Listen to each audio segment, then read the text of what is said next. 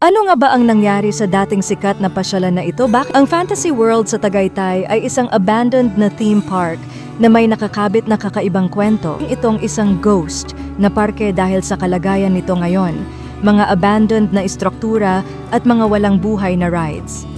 Bago ito naging isang abandoned na lugar, may mga kwento at pangarap na nauugnay sa Fantasy World, ang kasaysayan ng Fantasy World.